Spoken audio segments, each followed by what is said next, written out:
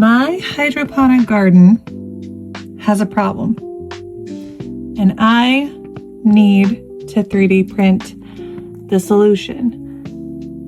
The issue is I don't know exactly what my problem is. So what we're gonna do is head over to printables.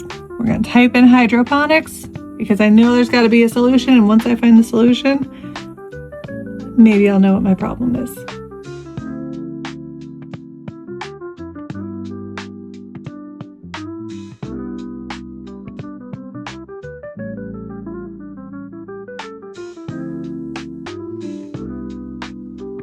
Okay, I think I might have found what I need. What do you think it is?